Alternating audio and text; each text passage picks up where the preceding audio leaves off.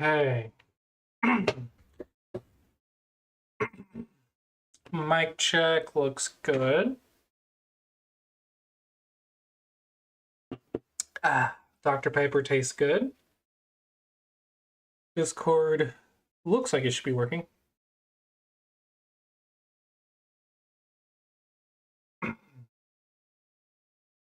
And let's get this set up.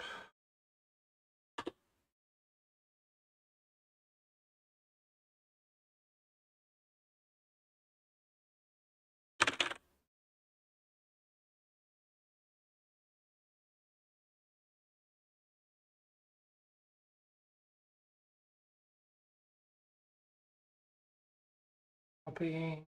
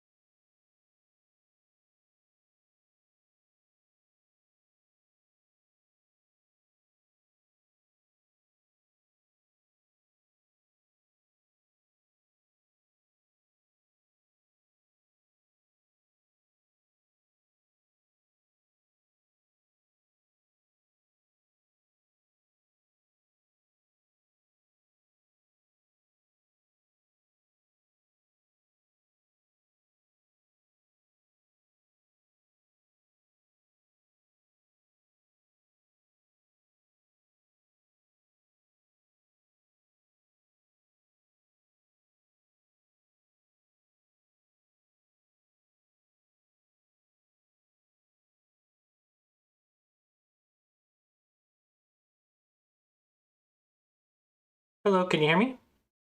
Hello, yep. Cool.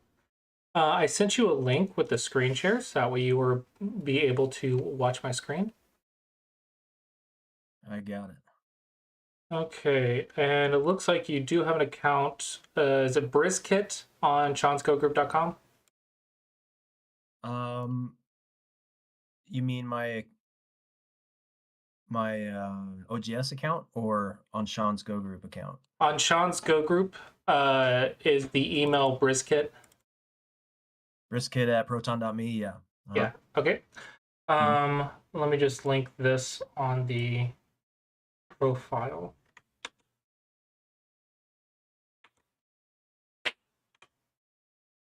Just so I can get all this going.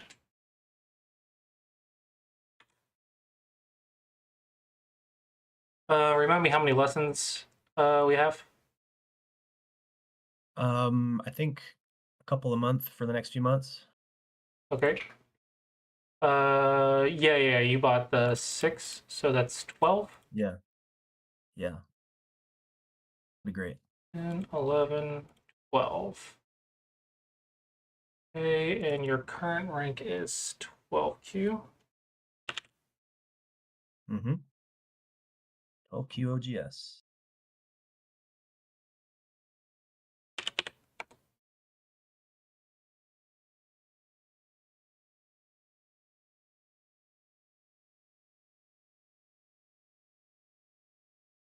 Okay, gotcha.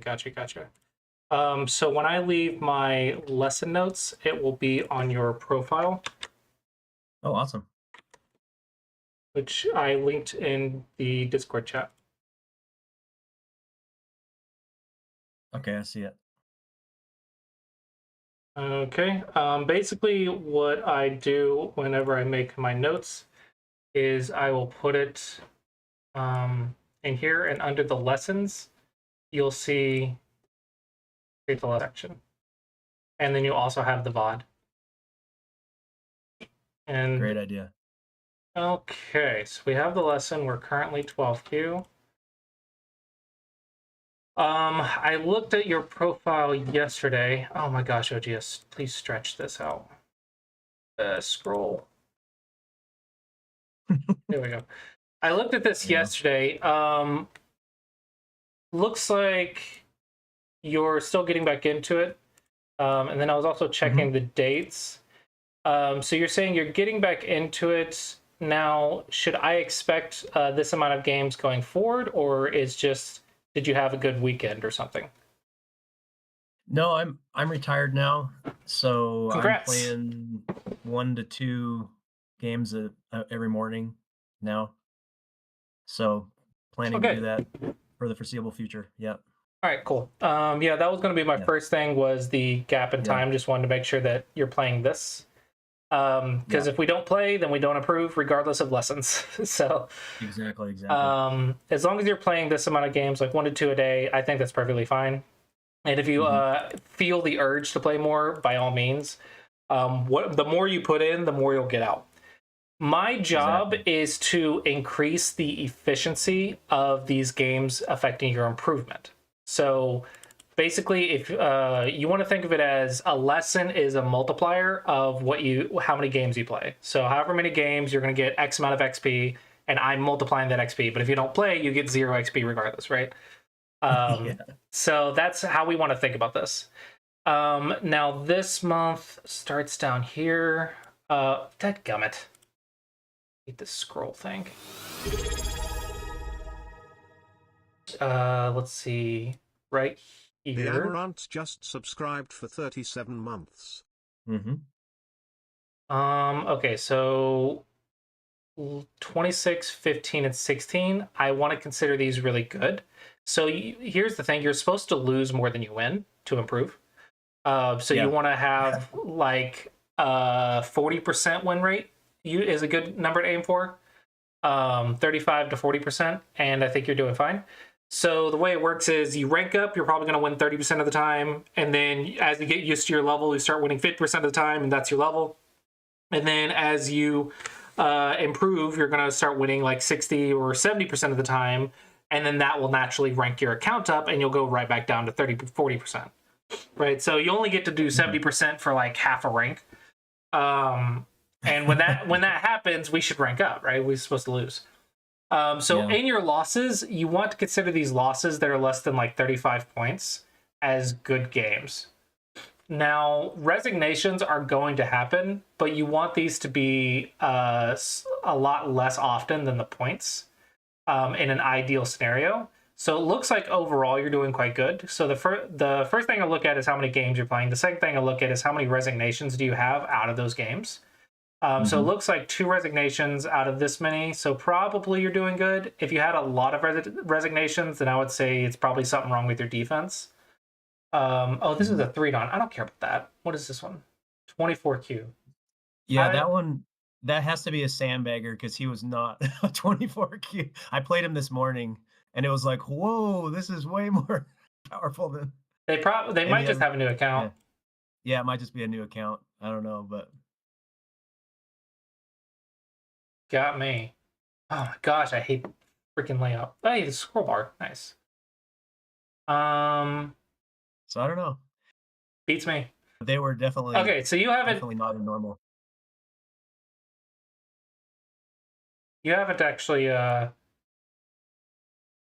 resigned hardly at all, because the 3-don doesn't count and the 24Q doesn't count. Yeah, you have like no resignations. Yeah. All right. Yeah, I usually try to fight till the end if I can. So cool. Yeah. How many go problems are you doing? 30 minutes to an hour every day. What software do you use? I'm one of your Sumego Dragon subscribers. I've mainly been using that. Awesome. Awesome. Have you gone through the campaign at all? I'm working through that now. I'm in the ice caves or whatever you call that one section of it, which awesome. I've been enjoying that. Yeah. All right, so you're doing everything that you're supposed to be doing. So we're good to go there. All right, A+ student. All right, so let's look at your most recent game and let's see what you are struggling with. Do you have any like opinions on what you're struggling with or what your game is like? Because it looks like your game's pretty stable overall. Yeah, I'm pretty good at well, let's start with weaknesses. I think Hmm. my biggest weakness is probably opening and also like getting towards middle game to end game, the reading. I often like Hmm. kind of lose focus then. So yeah. But I'm What yeah. about have you read the Klossy approach or looked over that? I have, and I've watched through most of your Classy approach videos and I really like it. I was hoping you could help me apply that better Okay, good, good, because good. yeah, yeah. All right, so in this game you are white, and you can see my screen, yeah? All Yeah. right, I cool. feel like I'm fairly good at like overall strategic thinking, like this is what I need to be doing, but Hmm. executing it's not always the greatest. All right. White here. Do you remember this game? You said you played it. This should be your last That game, yeah? Okay. yeah, that was this morning. Yeah, I remember. Why'd you play here? Because I saw a Joseki one time and they did that. I Gotcha. need to study Joseki's better, but yeah. When you're studying Joseki, there's a few things that I want you to look for.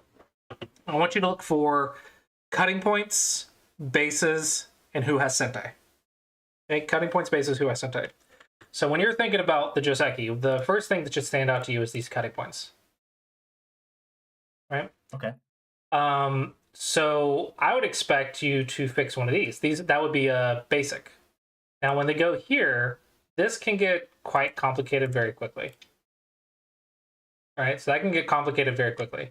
Yeah. This is a good way to die at 12Q. Is you're not fixing cutting points. You're playing a variation that requires you to know the next 5, 6 moves, have Yeah, it and I didn't memorized, know him. and then when your opponent Yeah. inevitably misplays it, which let's see what they do, you need to know what the punishment is. Right, so you can just probably fix here. Be simple. Um, you could extend as well. But yeah, you wanna have an idea of what you want, and what you want is to not die with these 2 stones, Hmm. because this would be good for black, as you still owe a move. So black gets these 2 stones and Sentai. So Yeah. this is all about these cutting points. This is what we're looking at, is these cutting points. So when we have this attached Joseki, I think this attached Joseki is really just not double digit Q friendly. But we have to have a response because everyone and their mother copies Joseki or AI Josekis. So we have to know Right. like what to do. I actually made a video of this. My recommendation until single digit Q is just fix your cutting point. You fix your Okay. cutting point, they fix their cutting point, you make a base. This is the simplest thing you can do. And it follows a Okay. lot of our basics, which is fix our cuts, make a base. And It's technically like an inefficient shape, but that doesn't matter I because think at you least I won't be lose getting cut one apart. point, 2 points. It's like 1 or 2 point loss with very Yeah. minimal mistakes. Yeah. At my level, it's better to just not make mistakes than to, Yeah. yeah. And Okay. then as we level up 9Q to 5Q, I believe what did I recommend? Yeah, it's connect, and then if they go for the corner, you can cut them on the outside. So typically they'll connect, and then here, 5Q plus, you go for the influence, but below 5Q, we don't know how to use the influence yet, so we're gonna go for the base. So base, and then we can tanuki. Mhm. So it's always about these cutting points, bases, and then we just add on a layer, a layer, a layer. So right Okay. now, I think simple is going to be your best friend. If you don't know what to do with the Joseki, just go for the base. And know that inefficient Josekis are just 1 point mistakes. It's really not that big of a deal. The Okay. mistakes that are going to be expensive in Josekis are the ones where you mess up these cutting points and your whole thing dies. That's going to Then, be the yeah, expensive mistakes. half of it dies or whatever. Yeah. Okay. All right, so now your opponent makes a mistake because instead of cutting you, they are forcing you to fix. That's nice. Yeah, that was nice. Mm, why here? Are you just squeezing it? Um, I wanted to make sure I had a solid wall facing the bottom, and that Hmm. was like a forcing way to do that, so then I could retain Sente. But You technically don't need. If we want a base, we can make a okay, base. Like black can't do anything because of the wedge. So okay, this is already a wall. And less moves is typically better. The more moves you put, the less Aji there is, and Aji is your friend. So if you can do your job with less moves, it's usually better. Now, one thing that I'm noticing is you are letting A connect to B. Dufflehalls just followed. I want to say cut is big, because if black does nothing, if black makes a base on top, then we can turn right here and the corner dies. So black's going to survive, and now we can attack by taking a base. Yeah, I should have thought of that. And then jump, make a base, they take a base, jump. So Okay. this is possible, right? This is a possible thing. And what we're looking at is we're looking at the cut, and we're looking at a base and a base. Okay, so cuts, bases, all the basic stuff. Okay, so you played here. That's bases who has Sente. Yep. Cutting points, bases, and Sente. That is Joseki knowledge. Okay, so here you technically have not made your base yet. Black hasn't either, but you ignored, so that is one thing in the Classy bridge that we want to think about, is this bigger than this base over here? So you do have to be careful about that. So you do owe a move on the left. Okay. Go low. Always make a base first. Go low until 5Q. Going high is for influence, but it's very easy to lose your base. Like, they can rob the base very easily. And if you don't know how to use this influence, then you're literally just losing points. So it's just not worth it until we learn how to use influence, which is like 5Q plus. So I recommend, especially on your opponent's side of the board, to just go low. When you have support, let's say you had a stone right here. Now I would say go high, because now you're developing a stone. Does that make sense? Yeah. So Totally, yeah. Low without support, high with support. So you develop or you settle. So in this case, you want to settle. Okay. Okay. Well, yeah, everyone loves their 3/3s. I just thought, might as well. Yeah. You know what I mean? Okay, it's a big move, so we can't say it's bad. I don't think it's my favorite move, but What would you have done differently? That's what I'm trying to ask myself. I think if I'm 12Q, I'm gonna go here. If I'm doing the Classy Bridge series and I'm 12Q, I'm just gonna make my base. I don't care about anything else. Make my base, and then I can worry about the big move. So if you go here, this is fine, and then if I wanted to play simple as black, I would play the double Hane Joseki. And then I could go Pincer you. This is probably a way to play. Yeah. Like I said, I can't say it's a bad move. I'm not sure what basics we're doing, but I can't say it's bad. This is going to be, I think, slightly good for black, because the relationship between this stone and this stone is bad. So I think you'd want to settle, but then we get trapped in the corner. I don't know. It feels ugly to me. So maybe this is the better Joseki than the double Hane, because this feels ugly to me. And it's all because we're undercut. This fourth line stone is undercut. So rather than that, probably you could have approached and then play a slide and a jump. Yeah. Or even go here. Yeah. It's a better relationship. So this is not bad, but I don't like how it affects this stone. This stone's in a weird spot. Okay, this is fine for reduction, but remember how you haven't made a base. So because you haven't made a base, this is actually going to lead to 2 weak groups, potentially. Let's see, how does white want to play here? Probably a cap. But let's say white runs away. You can see this easily can become 2 weak groups. Yep. So Make a base first. Yeah, make a base is Classy Approach. You could go 4th line here because you have support. Again, 4th line when you have support. So this would be fine as well. And I'm considering a 3 space because it is technically 2 stones high. So we have to say, can I connect? And it looks like you're fine. Mm-hmm. It looks like you're okay. So yeah, you can probably go high. If you're uncertain, just go here. That's fine.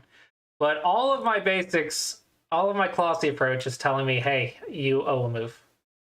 Yeah. If you don't get that move, then you're going to be getting double attacked soon. So let's see what happens. Typically, you go that way. And then we can jump somehow. Is that because you don't want to push from behind? Is that adage or whatever? This is a 2-on-2 shape, which leads to the double Hane Tsuji or a cut. Oh. Okay. So because we 2-on-2, you have bad. Whoever gets the Hane on the head has the better shape because of the liberty problems. So that is why you go this way, where you have more liberties. Now, if they play here, you have 4 liberties instead of 3, and 3 liberties is where Tsujis are born. So 1, 2, 3. Then you start thinking about cutting points at Tsujis and squeezes and stuff like that. 3 liberties or less are where Tsujis happen. You got to be careful about that. Okay. So we have to ask, you are running this direction. Mm-hmm. Then your opponent plays here, and now you're running this direction. If we're consistent, it would be here. So it begs it begs the question, why are we playing this way?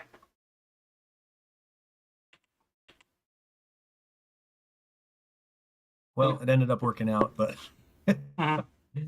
yeah, I just wanted to make a hanging tiger's mouth to have eye shape, I guess, was my Don't need eye purpose shape for until doing you're that. surrounded.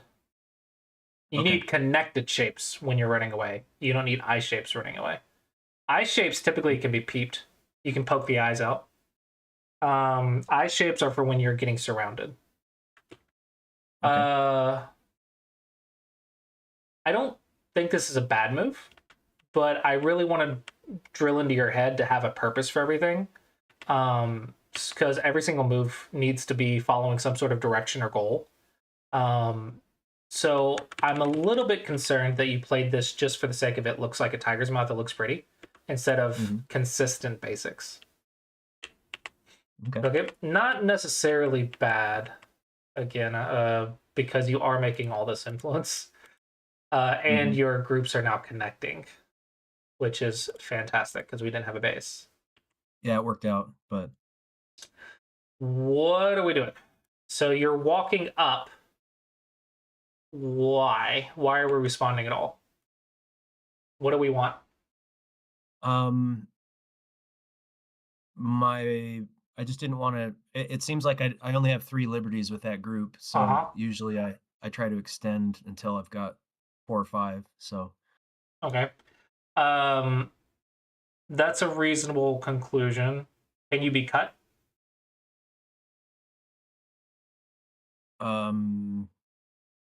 if he Haned right now, I wouldn't be in danger of being cut. No. What about right here? Yeah, he could push through. And yeah, he could. No. Okay. Check. Now we can. So the hint here is this is an elephant's eye. An elephant can be cut. So if we're following basics again, you don't have a base, let's just connect things. Now we're alive.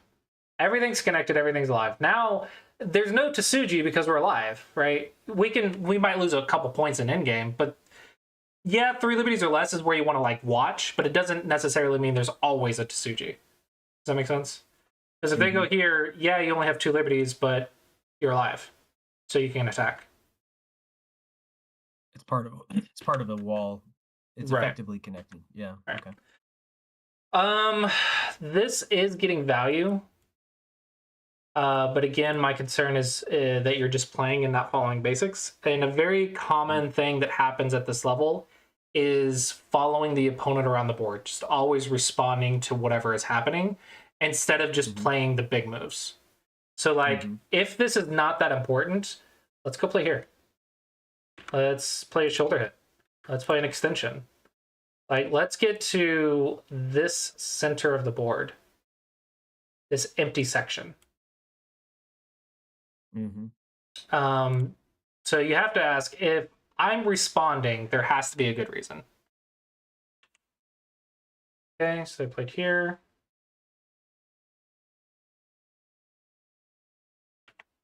Ooh, nice pincer. I was just thinking about how I want to pincer. Uh-oh.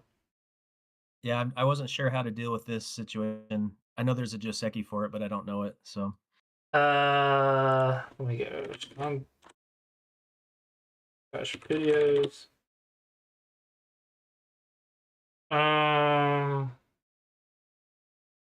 Where's my 3-3? Where's this daggum video at? I have a video about this somewhere. I don't know where it is.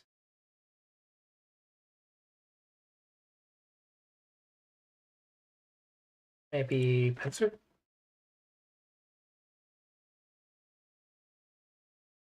Bats has a lot of pincer videos and I do not. I don't know, can't find it. Okay, so this is a bit of a tricky shape. When you have the pincer, it is not the same 3-3 invasion because there's a stone right here. So when you play this Hane on the head of 2, which is normally what you want to do, black can descend. When black descends, your first instinct is to cut off the stones. And then black cuts right here, and now A or B is going to die. There's no way to save it. If you save here, there's a Tsuji to kill.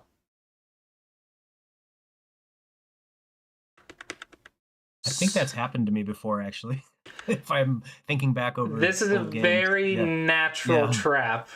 That is why when there's a stone in here, go here. Just remember that this stone means you need 3, not 2. Okay. And if you can remember the trap, then it's go down. Now, the way out of this, if you realize that you're in it, is just fix your cutting point. Just don't go for the trap. And then you can just surround. And it's not a bad trade, it's still influence. The scary thing is it's so natural to walk into the trap because it's such a natural sequence, and then you die. Yeah. So it's a very common, it's one of those like famous common traps. Like if you don't know it, then it's a disaster, but like everyone has to know it. So eventually someone will tell you about it and you just learn it naturally. So just try to remember this if you can. If you die to it a couple more times, it's fine. Just each time you die to it, review. And usually after dying to it 2 or 3 times, you'll remember it forever. Especially depending on how important the game is, it might only take 1 time. If you lose to this in a tournament, you're like, I'm never reading this shape. Just remember that it's with the pincer, it matters that that stone's there.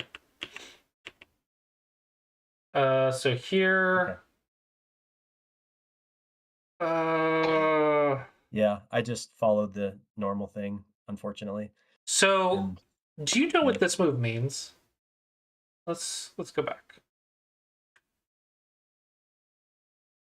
According to Classy approach, you would connect. And then white doesn't want to get surrounded. And then black makes their extension. Okay, this would be a Classy approach just a second. So why do you think that we extend? To trap them in the corner, I guess, so they can't get out? I don't know. Yes, you are trapping them in the corner, but you're doing so in Gote. So they have to live. That is why this cut is not a problem, because it's a net. So they have to live. Now, the problem is they live in Sente in your corner. The reason it's okay is because we get a lot of influence. Yeah. So we can play it because the Gote influence is very valuable. And so a lot of people will like it, and that's fine. If you want Sente, then you just connect and you can take Sente. So down here in the bottom left, we have to ask, do I want Gote influence? Or do I want Sente? Yeah, Sente would have been more valuable there for sure. I'm not going to say it's more valuable or not more valuable. I just want you to understand what is happening. I want you to understand like how the stones are relating to each other. Okay. So understanding how everything moves together will help you in picking your strategy that's your style or whatever. So if you think that the Gote influence is fine, like I don't know, maybe it's not, maybe it is. If you think it's fine, then sure. But this would be easier to play. Mm-hmm. This all has to do with understanding this is more solid and more Sente, and this is more influence but less solid and Gote. Okay. Oh, nope, can't connect. I have to do that. I have to do that. And then you have to cut off that stone, otherwise your entire wall is pointless. If you play right here to fix the cut, which it's not, by the way, this is not a cutting point. Yeah, it is. Yeah, it is, because you don't have that stone. Silly, silly, silly. Normally it's not. When you Yeah, play it's right just here and they connect Uh-huh. and you connect, now it's not. That makes sense? Because of the net. Right. So it's understandable that you fix this cut, but now this is not influence because there's a stone right here walking right in. Yeah. So now black has robbed your corner and you didn't get influence for it. There always has to be a trade of equal value. Because if you lose the corner, then you need just as much influence as you gave in the corner. Otherwise, it's going to be a negative exchange. And a negative exchange means you're losing the game. Because the Go is an exchange rate game, not a points game. It's not about first to 100 points. It's about having 1 point more than your opponent. So you can think of it as profit. Doesn't matter how much money you have if you have just as much debt. What matters is how much profit you have, or income versus outgoing. Income versus expenses. You want profit. And in this case, you have negative profit. And you want either even profit or profit. So you have to cut off that stone. It is a kind of a necessary cut. Otherwise, you lose control of this center section. Yeah.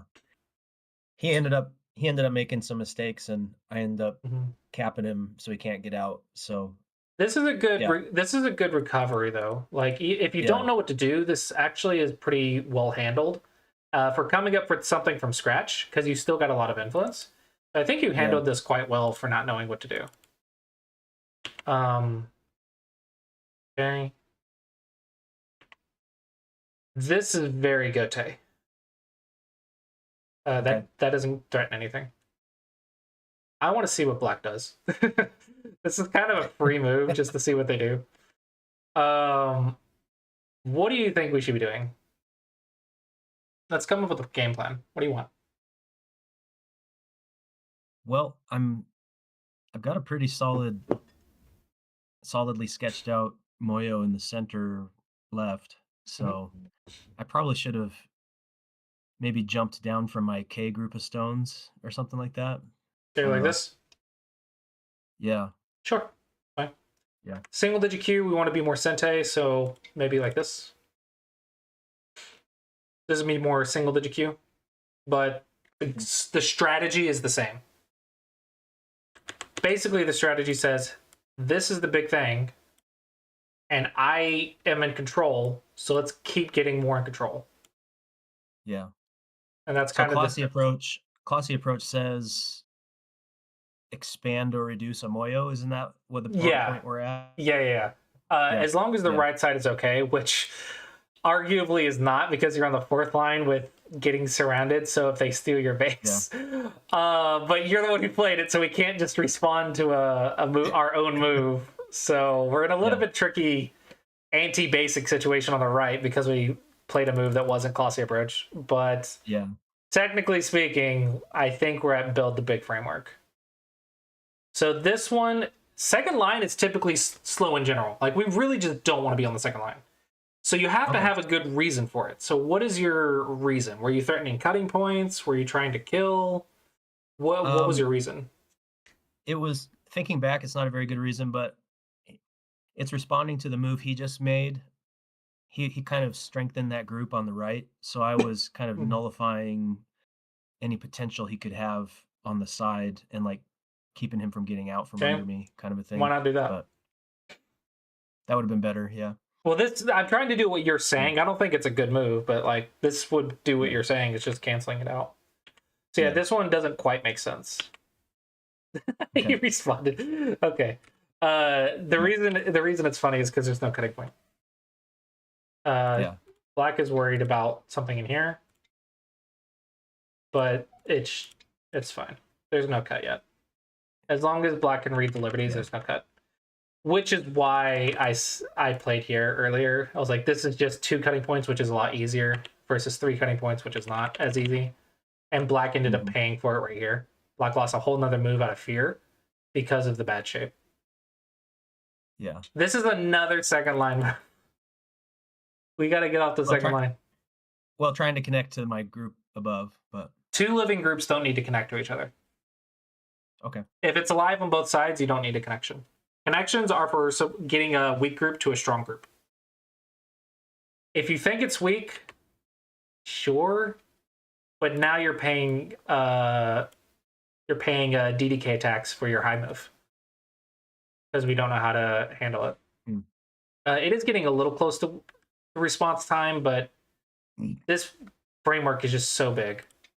I want to do something with the framework. Mm-hmm.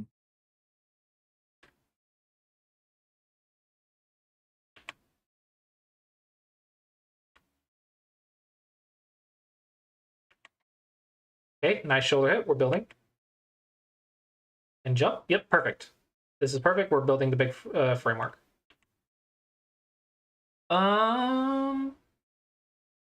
Yeah, but you are confident in this cut? No, it ends up coming back to bite me. I didn't think about it. I just thought, oh, I'm good. I jumped. Maybe here. This is the easiest way to play it, is a ladder. And that way we're still building. Otherwise, bamboo. I think here is fine, though. This is a big move, but you just have to have a plan for the cutting point, which, if you do, you do. Like, cutting points are fine if you have a plan. Okay, and now we want to cut off this stone and attack it. And what we're going to do is try to make profit while this stone is trying to live. Yep, very good. Very good. Too soon, I think. Because there's no one move to connect right here, right? Probably not, yeah. Maybe it's something over here. I don't know. I'm just throwing stones around. I'd probably spend a good bit of time here. Okay, we are still cutting. That's fine. Yep, stay on the weak group first. Get strong. Very good. Ignore his weird crap and go attack. Very good. And surround. Perfect. No, you're doing great here. You thought it was a mistake, but I think it's great. Well, I end up making a mistake with that bent 3 stones later. But, okay. All right, so now we need to... It's surrounded, so now we need to start poking the eye shapes. The eye shapes are going to be the tiger's mouths and 1-point jumps. So here, I believe, is the shape point. Is the is that other side of it an eye already? Is that already an eye? This one? Yeah. I think so. Okay. Yeah, it should be. You could also go here. This is taking the corner of the Panuki, because Black needs 3 corners to make the eye. Oh yeah. Okay. And what we're trying to do is not kill. We're trying to say, I'm going to force you to make life in this small area while I make influence. And this influence is now going to become territory because it's surrounded. So this is how you make territory in Sente. So while black is trying to live, you're going to be making territory. Mm. Okay. Okay, this is not bad. Not bad. Probably can go here or jump. Yeah. Okay. Yep. Yep. Uh-oh. Why? Why? I Why? thought it was dead already. I tried to read it out, but couldn't read that far ahead, and I thought it was already a lost cause. So Okay, so this would be connection go problems. So yeah. if you go down, you actually connect on the first line, and there's no way to kill it. Yeah. There is Totally. some problems right here, but you just sacrifice the 2 stones. Because if you do that, then now you're dead. But if you sacrifice the 2 stones, then you're okay. Yeah. So it's not easy, but there is a way. And the reason this is like a really big deal is because these are cutting stones. I know. It lost everything when I Mm. made that mistake. So So if you're concerned about it, then you should have gone here. Yeah. mhm. Cutting stones are very, very important. Yeah, I agree with this one. That's fine. You could also go here, I think. But we do have a cutting point right here we have to worry about. So yeah, I think you're good. And now we start in game. Okay, cut. Perfect. This is slow. We can't worry about that. This is blocked already. If black tries to do something, we just block it. Yeah, I should have read that out before I played there. Okay. Immediately we check the cuts. Because if the knights move, so what's the Mm. response? I didn't even recognize that as a check the cuts thing. Okay.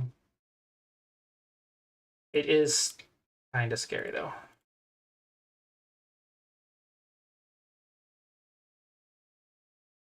Yeah, it's intimidating.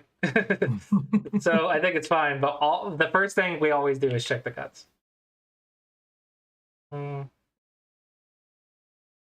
Probably Tiger's Mouth, and that is because the follow-up right here. Oh yeah. Yeah, I think it might be 1 point better. Hey, you did the bamboo! Nice. That one's unnecessary because you're already connected. Probably just fix over here somehow. I don't know, maybe just fix right here. You might not have to fix it all, but it is a weird looking shape. Yeah. But probably you don't have to fix it all. Why don't I have to Atari that stone right now? I don't. Oh, because I thought I had. if he goes right here, you just Atari it now. Oh, okay. Gotcha. Yeah. Basically, you can't be cut regardless, and the Atari is Gote. Because black should not respond. Okay. So because you didn't need to Atari, you shouldn't lose Sente for it. Cut. Actually, why not cut right now?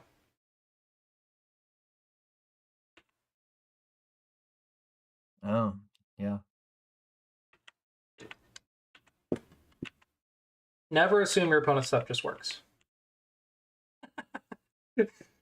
This is playing too fast. He forgot that you're in Atari. Yeah.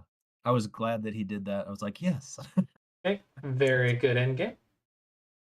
I wonder if you can Hane. It's probably still Sente, and that is because if they do something else, then you can come back over here. Oh, okay. So I think they have to respond, and then you can come back to whatever. It's fine. You're doing fine now. Nobi.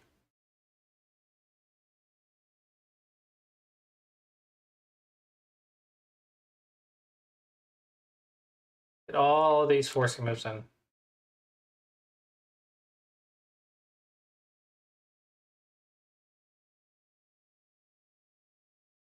Find all the forcing moves that you can do and get all of them in. If you can get them all, it's worth like 20 points. Yeah.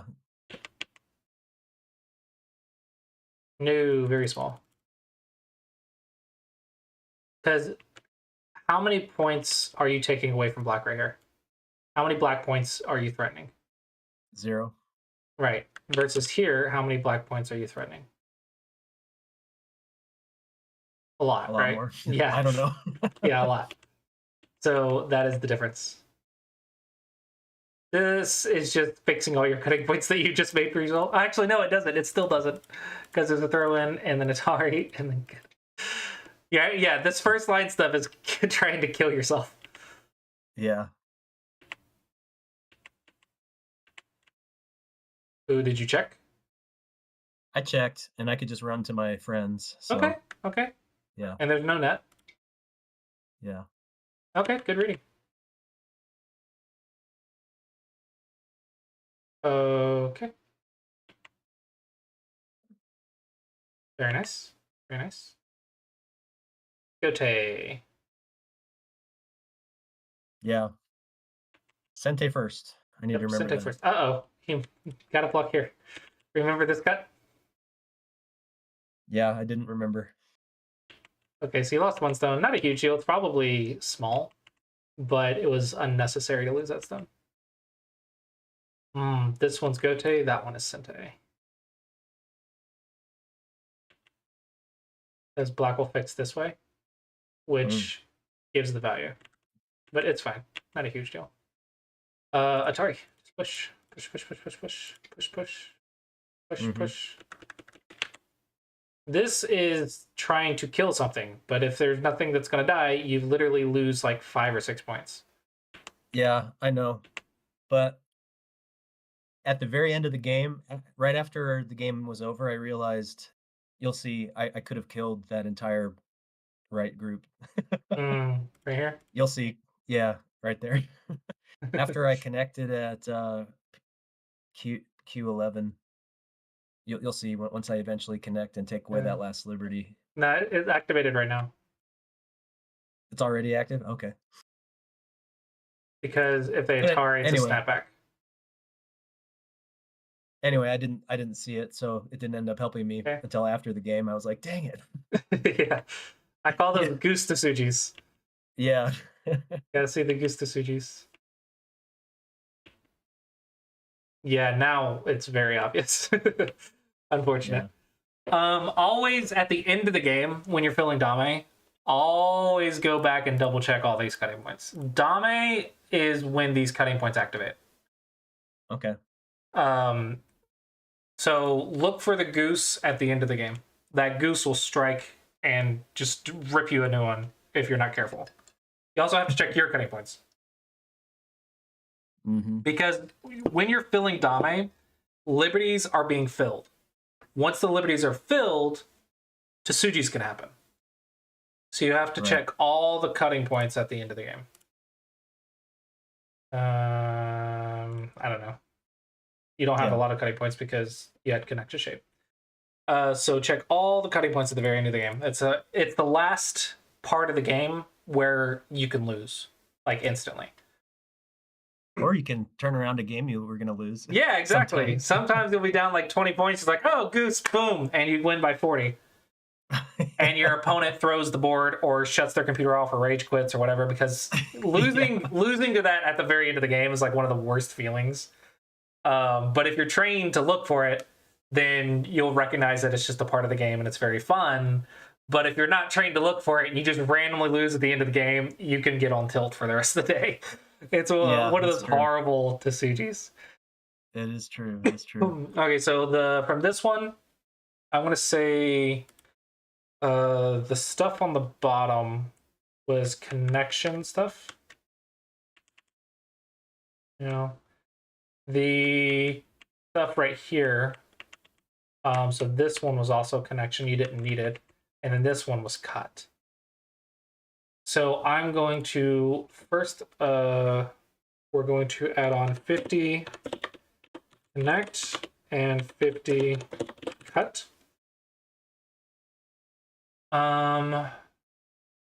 The first game looks solid. Just some connect and cut minor mistakes. End game can be improved probably 10 points, at least 10 plus points. Remember to keep Senpai. Okay, let's look at another one. Let's see what the level difference is.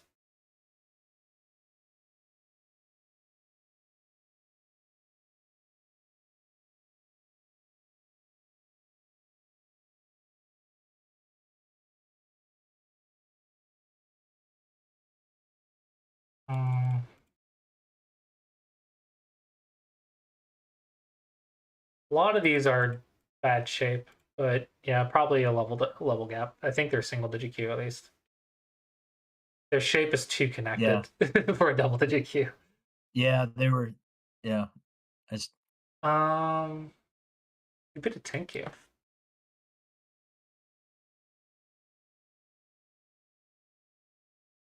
Let's look at this.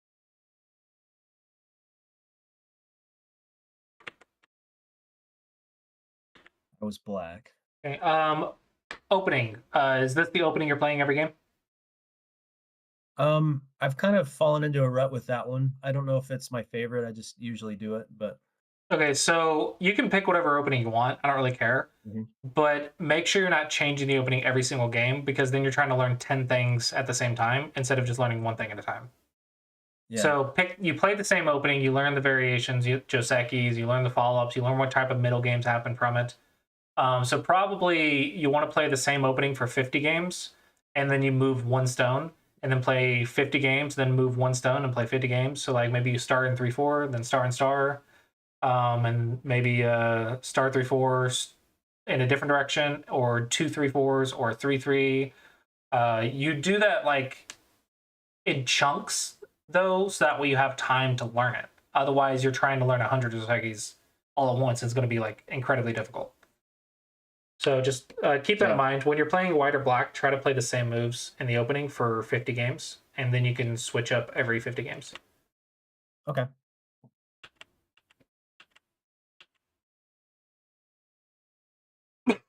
This is fine. Probably this is going to make your life easier if you make sure that if they have an extension, they also don't have an enclosure. Because getting an enclosure and an extension is usually intimidating. So let's say I go for a Sente sequence and then play here. This is going to be intimidating, I think, at this level. Yeah, it would. So this can just make your life a little bit easier. It's not really that important. Like, your move's fine, but I have seen in my experience at this level, those are very difficult to handle. So this just knocks it out in the first bit before it gets too big. Don't do that one. That one's bad. You can either push right here and take Sente, or no, actually, you just either take Sente now or push once to take Sente. We learned with AI that this Hane gives a Tiger's Mouth that's just far too strong. What about if white plays there first and Hane's me the other direction? Isn't that? That's what I was afraid of. Is that still alive? I guess that's alive. But yeah, it's alive because T19 is an eye. And also, you don't even have to do that. You can break out. Okay. And breaking out is very efficient. 3-3 life and death is going to be one of the things you're going to learn the entire of Q ranks. It's quite complicated.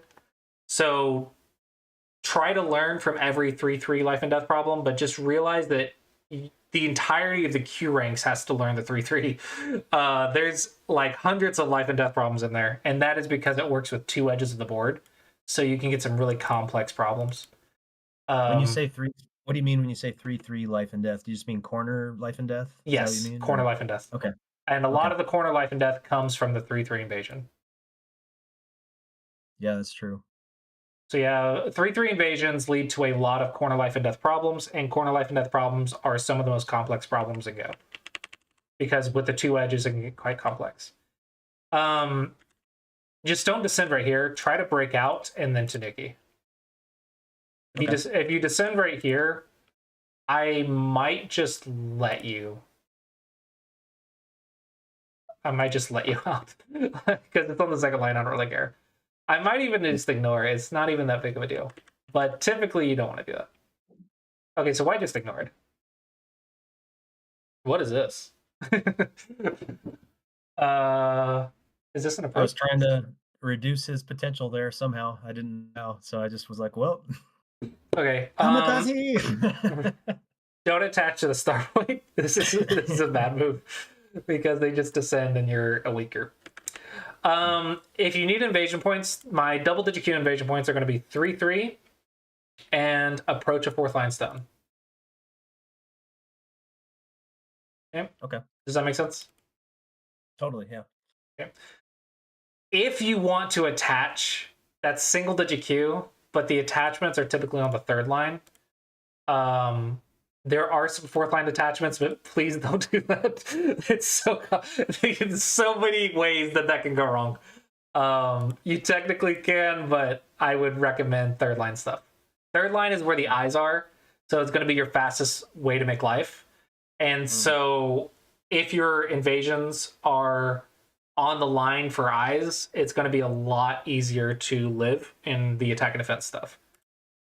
Okay. Versus if you're on the 4th line and I just take your eyes, now you're a floating group. And if you don't know what to do, let's say you just connect or whatever, you can get some really heavy attacks. Yeah, that can go south very quickly. It's a good way to die. So just try to be on the 3rd line and try to learn the approaching stuff first and then attachments. Okay. And just It can get remember, more complicated later. yeah, 3/3 is just always an option. So, and if they ever try to just make Moyo, and just tunnel vision the Moyo, just cap it and run away. Maybe 2-space cap it and run away. It's a good way to just easily deal with it. Okay. Connect your cut. Connect.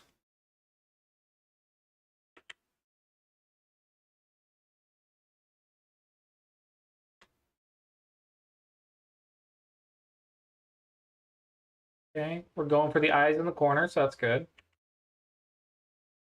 Okay, they take away your eyes in the corner. Tiger's Mouth is the one you want. This gives you more Tiger's Mouth in the future. Oh, okay. Whereas this just creates a 2-on-2 shape. So it's not as good, so it's just slightly better to make a Tiger's Mouth. Okay. Unless they do that. But here in your life. Yeah, I didn't recognize that. AI was screaming at me in the AI review, like, extend down, extend down. Yeah, a lot of times if there's just instant life, that's the answer. If you're on your Yeah. opponent's side of the board and just like, oh, just do this in your life, just do that. But yeah, do its it, second yeah. line is small, but like just being alive means you can do whatever you want in that area. Yeah, totally. Okay. This is perfectly fine locally, but just make sure you're alive over here. Because what you don't want to do is make a weak group next to a weak group. Because that can blow up in your face. So this is fine locally. Globally, just make sure you're alive before you do it. Side jump. Side jump and then sack the stone. Oh, okay. Never heard of that before. Now this can be too heavy. That's why side jump is cuttable, but we sacrifice it to squeeze. And then we're got a better shape, yeah. Okay, that's great. I love that.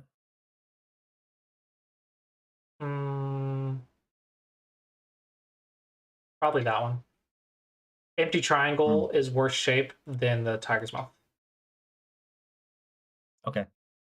Also, what are we doing? If we're running away, this is the runaway.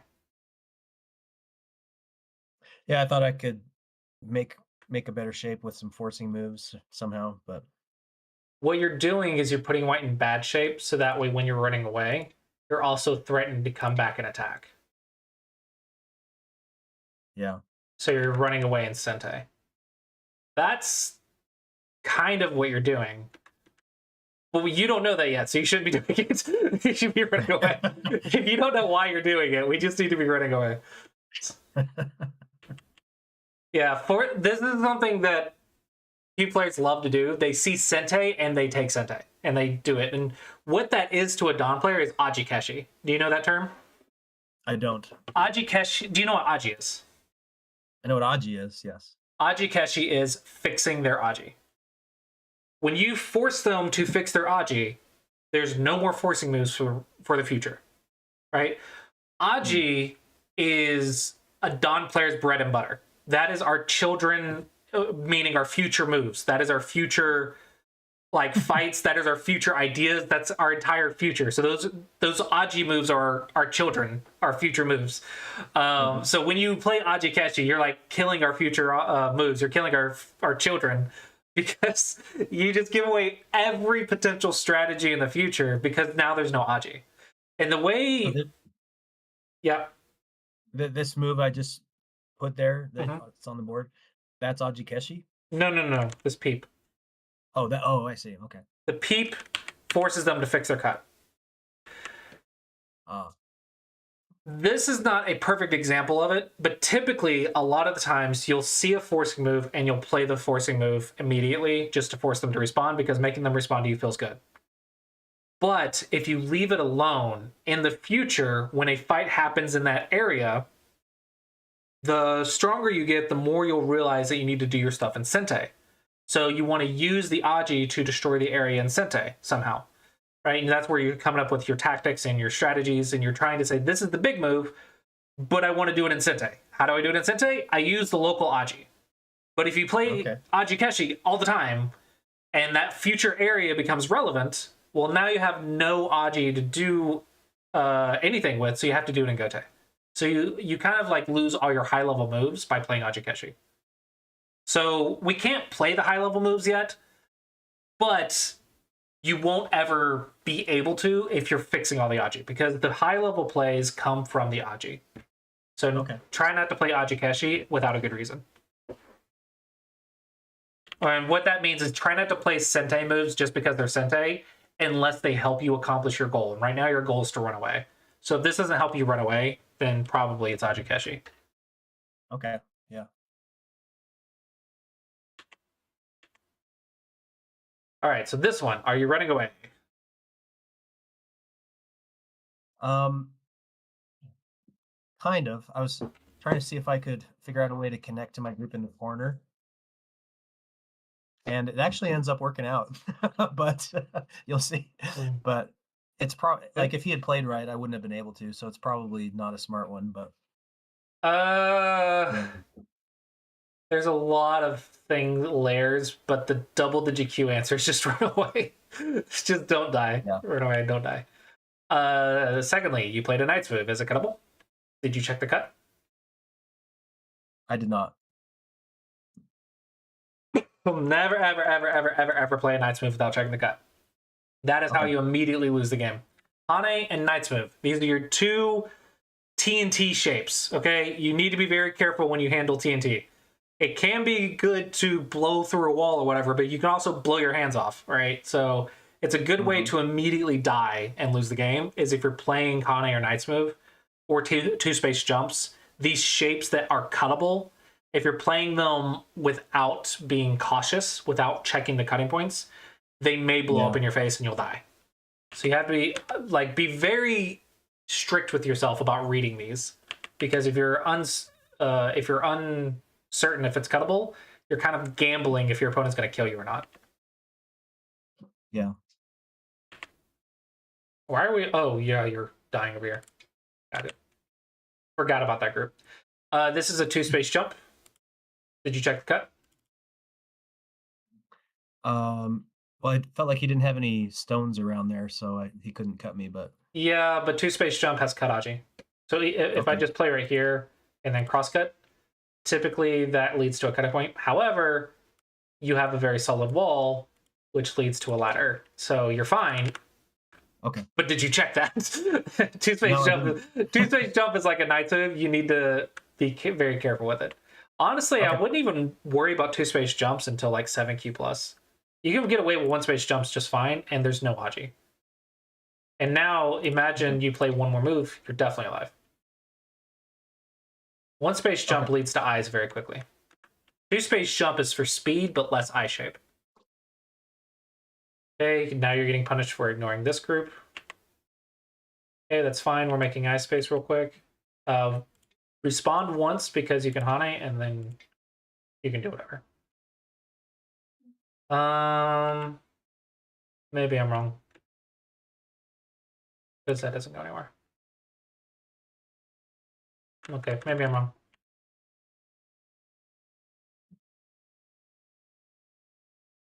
Push there, Atari there, connect. Is the strongest way to do it, but the reason I want to do it is because this move puts me in an empty triangle. Oh, okay. But it's fine. You connected, you're alive, everybody's happy. You're happy anyway. This one's Sente. Close to Sente anyway. Why is it? Okay. Because if you push right now, your stone's dead. But if you were right here, and then you push right here, white's dead. So you're blocking in a way that's threatening a white stone. Or you're connecting. You're connecting in a way that's threatening a white stone. So it's just slightly better connection. Okay, now it's our turn to attack. Take the base, perfect. Block, perfect. 2-on-2, double Hane, double Hane. 2-on-2, double Hane. Yep. Okay. Can you show me the sequence of why that works? Okay, so the problem is you're worried about cutting points, right? Because Right. cutting points. But notice on the inside that their liberties are bad, and they die. Oh. So they have to fix their cut, and then you can fix your cut, or even keep attacking. Double Hane is a good surrounding tactic. Just remember that 2-on-2, there's a double Hane Tsuji, so you got to be careful. And the way it works is because these two stones only have 3 liberties. Does that make sense? Yeah, totally. Okay. Probably even cut. I'm reading now. I shouldn't be reading.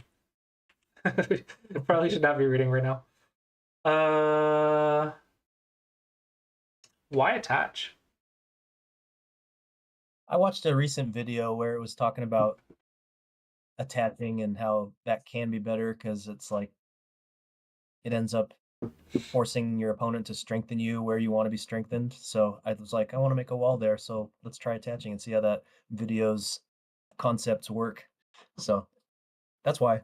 But Gotcha. what's a better move though? I don't know. I mean, no, technically what the video said is correct. Yeah. I just usually tell them by double the GQ students don't attach things because Yeah. attachments lead to dead groups. Yeah, I have a I think lot it's of fine. higher level concepts that I just don't have the fundamentals to back them up. So Yeah, I don't want to tell you not to play the high level moves, but it also means we have to learn the fundamentals quickly to back those moves up. Yeah.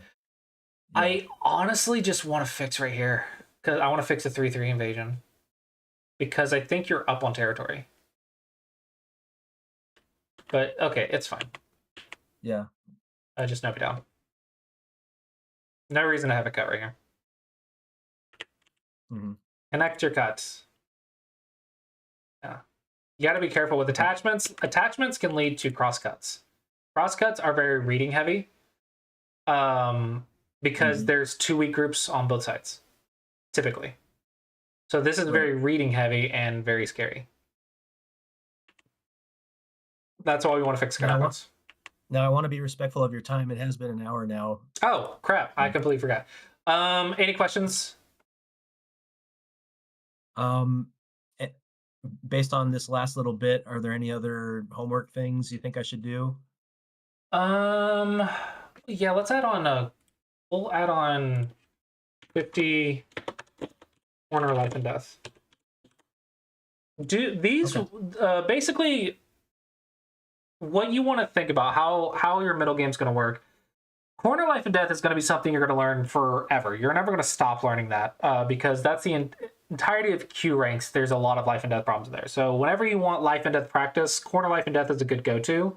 There is life and Okay. death practice beyond that, but probably 70%, 80% of your life and death problems are going to come from the corner.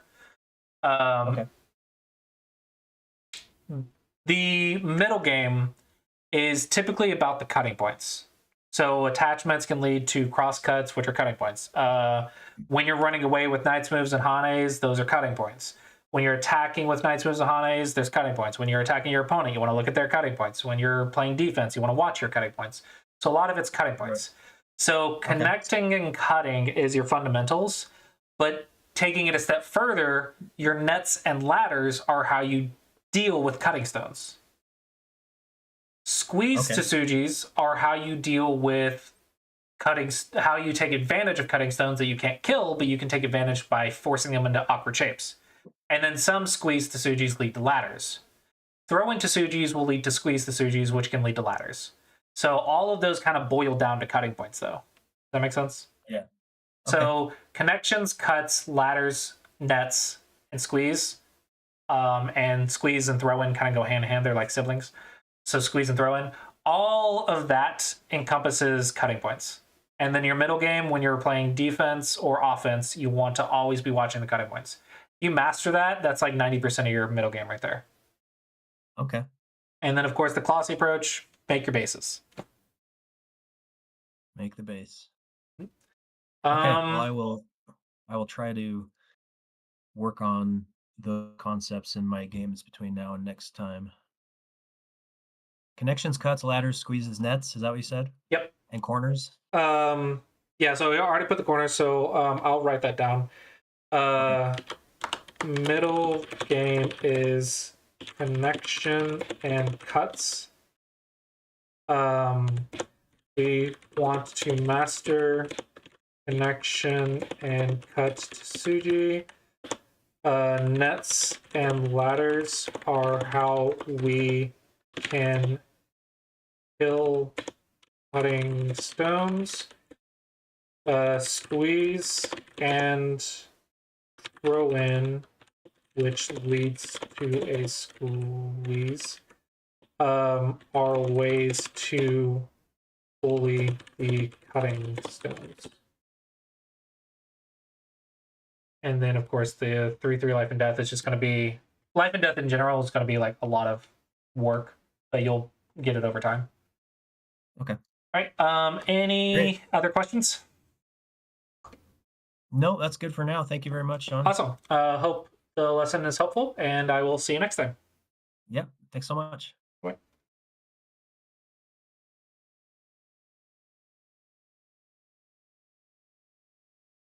All right. Did anyone in chat have any questions? And shout out to the lessons. I am doing buy one, get one free, which this one was also a buy one, get one free package. So if you would like a lesson like the one you just saw, you can do so at seansgogroup.com. And now let's upload this.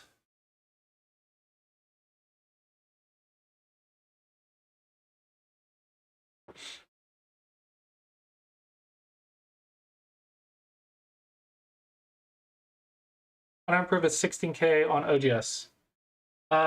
You weren't here at the start of the lesson, were you? At the start of the lesson, I basically asked him a few questions, which he is doing. Make sure you're playing games, make sure you're learning something from each game, and make sure you're doing Go problems every day. That is the biggest thing, is players just don't play enough games.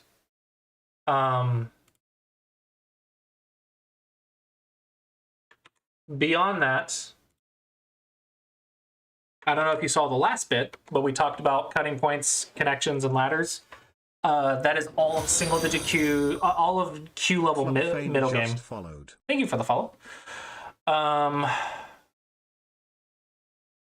What do you call basic classy approach? Basics classy approach.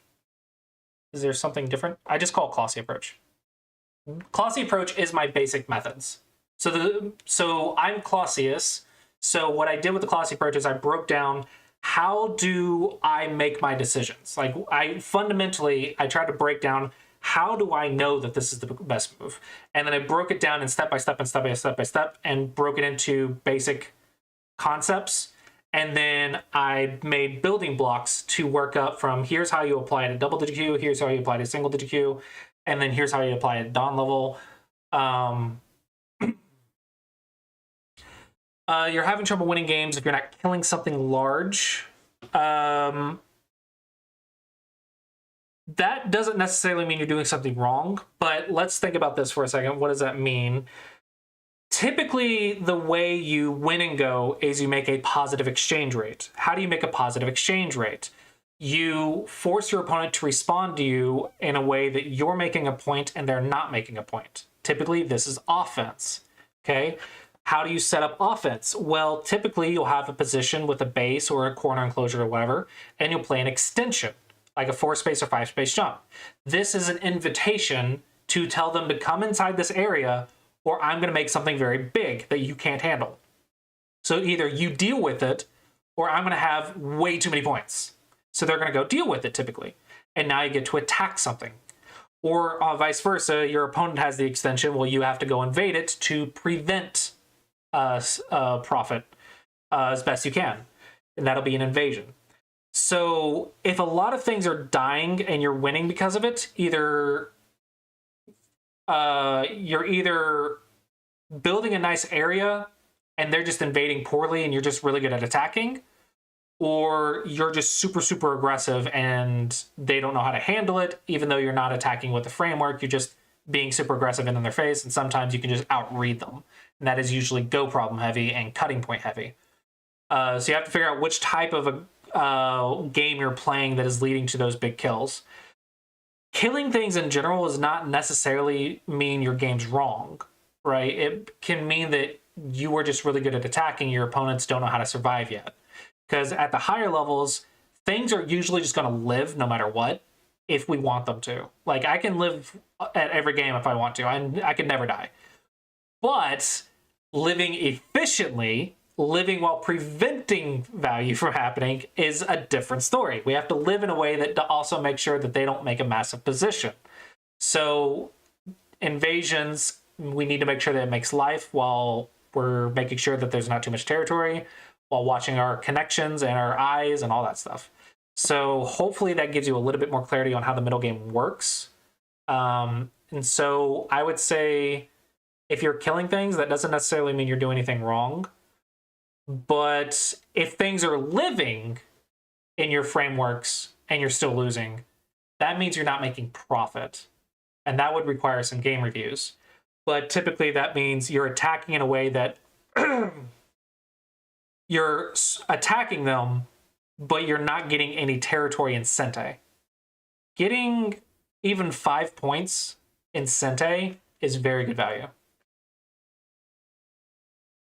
Let me read this. In chess, we have a checks captures attacks checklist to make sure the game is easy to learn. It's the classy approach. I don't have that checklist for chess. That's bullcrap. I feel cheated. Hitting a wall, OGS 1Q, where my opponent's groups no longer seem to die anymore, and I never build up the ability to play slow building moves. So, if you see a weak group in your opponent's weak group, and you're like, I'm going to attack this weak group, start trying to aim for 5 points. Assume it's going to live. You need to always assume it's going to live. Okay? Assume that their weak group's going to live. Now, you're going to attack aggressively. You're going to still poke out the eyes. You're still going to try to surround. You're going to check their cutting points. But you're going to try to do so in a way that you at least get 5 points out of the attack. Do that, and that will give you a little bit more strategy in a lot of your games. That'll probably give you some immediate things to focus on without me going into game reviews. If you play on Fox, things are just going to die because your opponents have bad shape. Beyond that, at 1Q, a lot of the times it's efficiency. Because I'm only, what, 1 Dawn OGS? But I'm like 6 Dawn on Fox. So the ranks are all over the place. OGS is also much more difficult than a lot of other places. So you're already pretty strong. a lot of the times between the Q ranks and Dawn ranks, though, as usually just 5 moves in your game are slow. It's probably just that. Like you have to play 150 moves. Well, not 150, more like 120 moves perfectly. And when I may say perfectly, I mean every single move is gaining value. Every single move is contributing to the overall strategy. You're not responding to a Gote move. You're not playing things that just don't have any meaning. Like every single move is giving value. And usually the difference between 1Q and 1 Dawn is like 5 moves or less in the entire game. Like a 1Q can beat me just fine if they don't play those 5 mistakes, right? But typically when I play 1Q, I'm just like, okay, let's play the basics and just be patient. I'll either A, get an advantage because their basics are just going to be just a tad bit slower, or they're going to play that one mistake where I gain a 5-point, 10-point lead.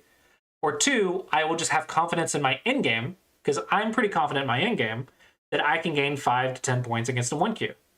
So in my mind, if I'm playing a 1Q, just get to the end of the game and I win. If I can just survive efficiently to the end of the game, I win.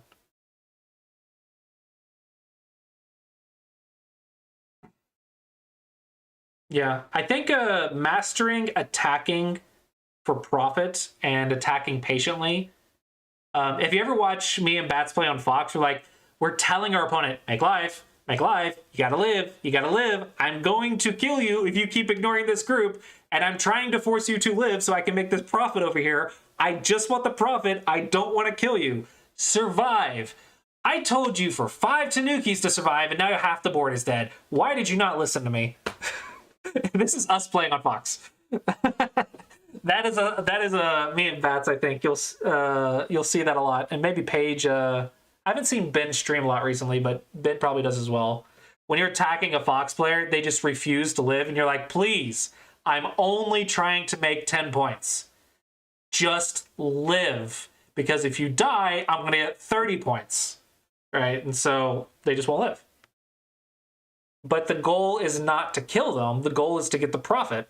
And because they keep ignoring it, they just die naturally. Yeah. Sabaki is probably a difficult concept. Understanding, like, just because there's a stone in a framework doesn't mean it's a group.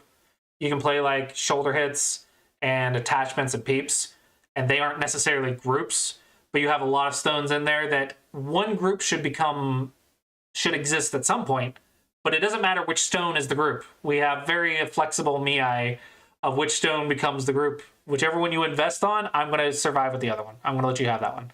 Whichever one you attack is the one I'm going to sacrifice to make shape. So Sabaki is quite difficult. Defense and Sente. Oh, there's another one, like Aji Keshi. Please, oh my gosh. Q players kill Aji like it's going out of style. I don't know. They just love their Sente moves. Stop playing those Sente moves. Every bit of Aji that you have to do your job in Sente is where all of your tactics, Tsujis, your reading, all of that comes from their Aji. If you're forcing them to fix their Aji for no good reason, you are killing every Dawn level move that you can come up with. So you have to be very careful that you're not just fixing Aji just willy-nilly just because you want to. Leaving Aji on the board is so useful. Using that Aji to do your job in Sente, defense in Sente, offense and Super Sente, reduction in Sente, doing everything in Sente by using that Aji is super important. Make sure your opening's perfect. 1Q, basically Dawn level, your opening has to be like almost pro level nowadays because it's ridiculous. Everyone has AI, so everyone's opening is like stupid high level.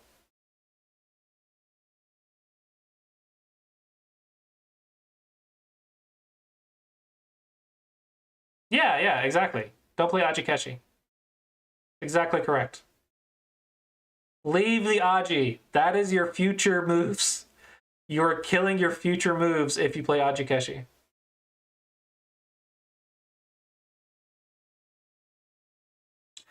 The critical forcing moves are when there is no possible other forcing move that you will ever get on this situation. Then play that forcing move. Make sure it's on the board. There's no other direction that this peep can come from. There's no other direction that you can push this 1 point. There's nothing else on the rest of the board that will ever be affected by a different move than this one. Then get that forcing move. Because it's free, it's yours, it's your right, and there's never going to be a different direction. Then yeah, get that forcing move.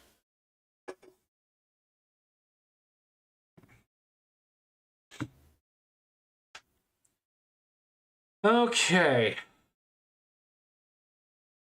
Yeah, that as well. Understanding the timing, but that comes with game reviews and practice, I think. And I don't think I don't think Dom players do that very well. I think pro players probably would say that Dom players have very poor timing.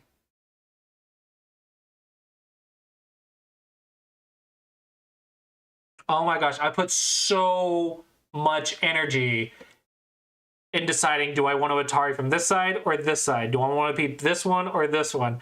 And I'll spend a ridiculous amount of reading time just trying to figure out which one's 1 point better. And I almost always get it wrong. I'm almost always making those 1 point mistakes. All right, we're going to go ahead and wrap it up. I hope you guys enjoyed the stream today and found it educational. Shout out to my lessons. If you're interested in getting lessons like the one you saw today or interested in learning from me in particular, please check it out. With that, I hope you guys enjoyed, and I will see you guys next time.